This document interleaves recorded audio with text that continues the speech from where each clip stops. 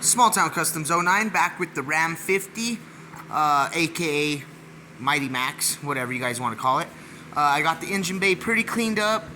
I got the Genesis booster, master, clutch master all installed. Haven't really done too much with the engine bay. This vehicle did not come with a removable upper sub radiator support, so I'm doing the same thing I did with the Dodge Ram 50 350.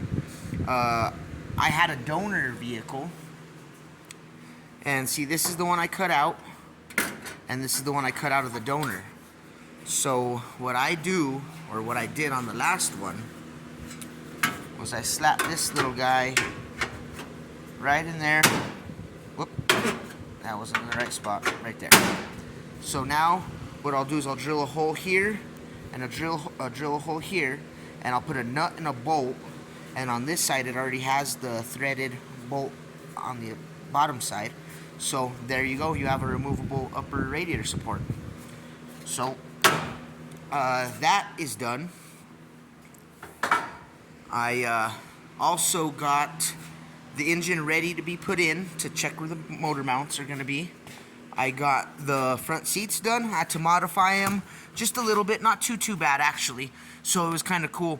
The brackets, the right side and the left side, were exactly 16 inches apart, and this had a bench seat originally, so it only had one bracket here and one bracket way on the other side, and the whole bench seat sat on that. But I guess some of these came with bucket seats, so it had the hole already in the frame, or in the body I should say, for a bucket seat, and they were also 16 inches apart. The only thing I had to do was I had to cut and bend and weld and modify these end brackets just a little bit, and I also had to drill a hole right there in the body because there was a high spot right there in the hump. But I welded it all up with a big solid washer to sturdy it up, and welded a nut there. So I got both seats done. I got the steering column for the Genesis all installed. Had to modify it just a little bit, but it holds real good.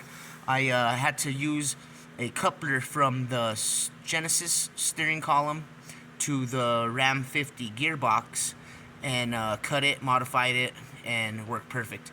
Then the boot at the firewall worked perfect from the Ram 50. I got the fly-by-wire gas pedal installed. Got the brake pedal and the clutch pedal, all with the Genesis bracketry and everything going through the firewall. Got the floor, had to rip up the carpet because the carpet was molded and pretty nasty, but I got the metal cleaned up, and it's amazingly clean.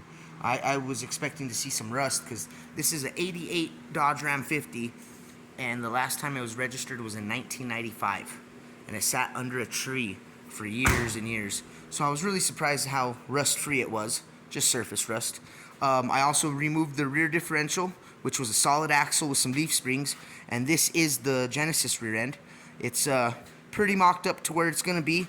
I might drill, I don't know if I'm going to drill a hole right through the frame. It is a boxed frame, so it won't ruin the rigidity of it, but I might strengthen it a little bit right there.